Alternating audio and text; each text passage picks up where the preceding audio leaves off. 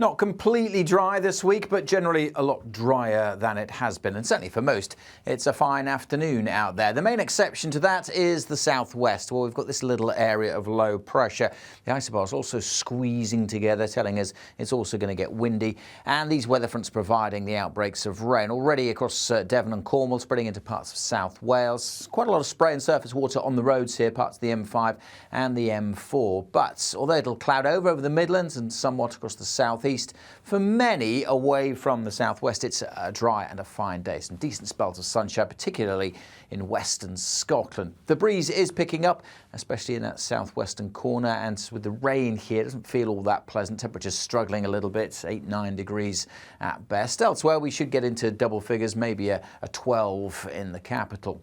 Now, as we go through this evening, the rain will trickle northwards into Northern Ireland, parts of northwest England, southeast England and across the Midlands. And eventually, by the end of the night, we'll see some of that rain cropping up in parts of central and southern Scotland. But it's not going to be as heavy here, and it will tend to move through. As it moves through, it leaves a legacy of moisture, and that will provide some mist and fog over parts of Wales, and particularly later in the night over the Midlands and eastern England. Some poor visibility here.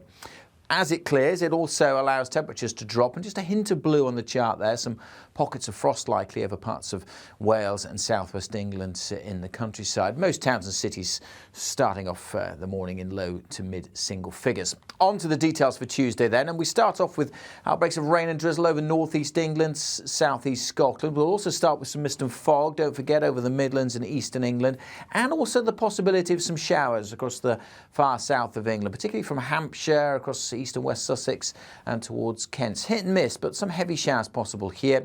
And also then through the day, we'll see some heavy showery rain working into western parts of Scotland. So it is a bit of a mishmash, but I think for a good chunk of the country, the Midlands, once the fog's cleared, most of Wales, Northern Ireland, southwest England and eastern England come the afternoon, there'll be plenty of sunshine around. The wind's generally a bit lighter as well. I'm feeling a little bit warmer as a result. Yes, it starts a bit chilly, but temperatures more widely up into double figures, and a few more places getting up to 11 or 12 Celsius.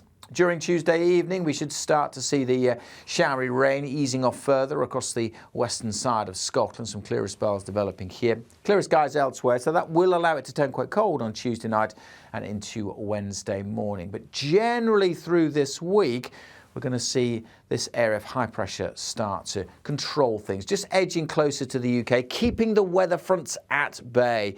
It won't be completely dry. There will still be some showers around through the week. And this high pressure will also start to generate more of a breeze coming in from the east, which will bring a bit of a cooler feel, certainly on some eastern coasts, and the possibility of some low cloud as well. But generally looking a bit drier through this week compared to many a recent week. For our full detailed week ahead forecast, check out our YouTube channel. That'll be available on there by Monday afternoon.